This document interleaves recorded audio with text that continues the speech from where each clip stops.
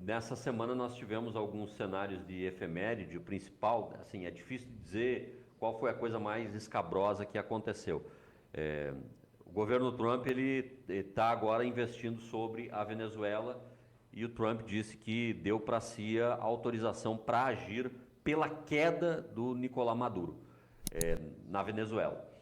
E, obviamente, a gente sabe que a CIA, né, não precisa de autorização para agir de presidente nenhum, né? Eles estão parando o tempo todo, não param de trabalhar quando o assunto é conspirar contra governos, e especialmente porque os interesses dos Estados Unidos estão ligados a alguns desses lugares. O ditador venezuelano, ele reagiu e condenou os golpes de Estado da CIA, desse jeito que ele falou. O Maduro ele ordenou exercícios militares em favelas venezuelanas após os Estados Unidos atacarem um barco do país. Um barco militar? Não, barquinho de pesca. Os Estados Unidos ameaçam com bombardeiros pesados através dos seus defasados, mas ainda potentes B-52. Pode acontecer qualquer coisa no quintal brasileiro e a Venezuela não vai ter como reagir caso os Estados Unidos decida por uma excursão naquele país. Muito disso também ganhou o cenário nessa semana, em virtude do fato de Corina, né, a oposição de Nicolás Maduro, que ainda resiste e está em território venezuelano, ter ganhado, sem mérito nenhum, diga-se de passagem, o prêmio do Nobel da Paz. Então é um cenário aí para ver como é que fica, mas as coisas elas não devem terminar bem para o lado de Maduro na queda de braços com Donald Trump. E na prática isso só aconteceu porque Donald Trump foi para o Oriente Médio, esteve em Israel, esteve no Egito, arrotou muita carne de pescoço tendo comido caviar. Israel preparou esse plano de derrota total depois que Donald Trump virou as costas, porque o Hamas ele não entregou todos os corpos que Israel queria receber de eventuais mortos no conflito entre Israel e o Hamas. Alguns dos corpos o Hamas disse que não vai entregar porque já nem existem mais os corpos, já nem sabe se para que lado foi os corpos dos soldados israelenses. E o grupo sofre uma pressão internacional por assassinatos cometidos dentro do território de Gaza.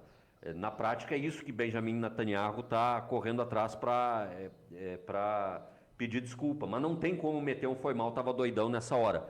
O Donald Trump ele pede o desarmamento do Hamas, mas não se sabe como vai se dar esse desarmamento, não se explicou nada sobre esse desarmamento, entregaram umas caminhonetas velhas ao longo dessa semana e parece que o desarmamento vai ser isso mesmo. Além disso, uma outra coisa que não foi negociada com a comunidade ampla da Irmandade muçulmana. Então, não se sabe qual vai ser o day after da faixa de Gaza ainda. Muita coisa pode acontecer naquele território, inclusive nada. Mas tanta coisa já aconteceu, tantos mortos já foram empilhados, mais de 36 mil mortos. Israel diz que 17 mil eram ligados ao Hamas, um número absolutamente exagerado.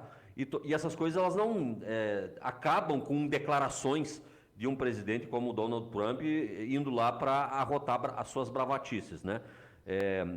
Ficou muito mal negociado esse acordo de paz, terminou na prática apenas como um leve armistício, mas a gente não sabe quanto tempo dura aquilo que foi firmado no Egito. Inclusive, Benjamin Netanyahu nem para o Egito foi para firmar esse acordo com as autoridades palestinas. Júnior. Essa questão toda, ela é muito emblemática e eu vou ser bem sucinto quanto a isso, né? Esse cálculo que o Hamas faz, que o Israel fala dos 17 mil soldados do Hamas mortos, é muito simples, né? Todo mundo que eles não conseguiram comprovadamente provarem que são civis, ou que aquilo que não foi comprovado como civil, entrou na conta como se fosse membro do Hamas. E não é assim o cálculo, né? Mas tudo bem, cada um faz a questão. E Trump deu outra grande pérola sobre a soberania nacional, né? Quando ele assinou um empréstimo da Argentina ao lado do Milei e disse que só aceita Milei como presidente, o próximo presidente argentino, senão não vai ter mais ajuda, não vai ter mais dinheiro. Então, tipo assim, Trump vai mostrando as asinhas, ele dá aula de soberania, diz, a soberania é minha, eu sou soberano, e não existe soberania nacional, eu quero mandar aqui, eu quero mandar ali, enfim. E é esse um pouco o caminho, né? Nicolás Maduro tá numa situação completamente atordoada, ele vai ser vitimado pelo sistema norte-americano, seja através da CIA, seja através do exército americano, seja por uma fuga para um exílio para tentar não ser morto. É questão de tempo, né? Pode ser que demore 2, 3 anos ainda, mas Maduro já começa a contar os seus dias. E Trump faz com esse aceno de uma pressão de Rubio pelo Nobel da Paz, começa a pressionar para escolher quem será a nova presidente da Venezuela. Enfim, tudo isso nada de novo, né? E a gente está chegando no final desse programa, né? Muito conteúdo, mas essa questão internacional é muito complexa e Trump vai ser muito disso durante os 4 anos do seu mandato como presidente norte-americano. Eu me despeço aqui, obrigado a todos pelo carinho e audiência, a gente volta na semana que vem.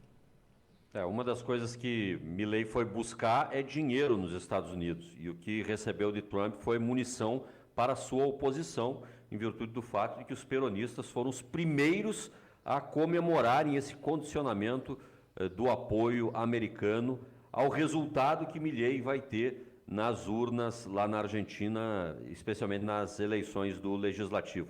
Mas deixa eu abrir meu coração aqui, tem uma coisa que eu invejo muito dos argentinos, Júnior. Pelo menos eles já têm Alfajor? eleições... Hã? Alfajor? Também é bom, né? O vinho deles é melhor do que o nosso. Vamos aqui abrir o coração. Mas tem uma coisa que os argentinos têm que nós deveríamos ter há muito tempo.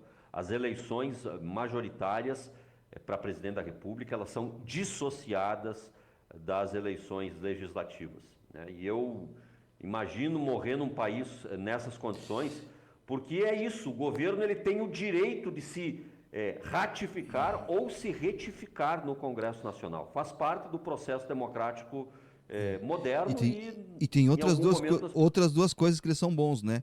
Existem debates obrigatórios, né? Alguns debates são obrigatórios da presença, né? Organizados pelo Tribunal Eleitoral Argentino. E outra coisa, existe um período onde são proibidas pesquisas eleitorais de serem publicadas.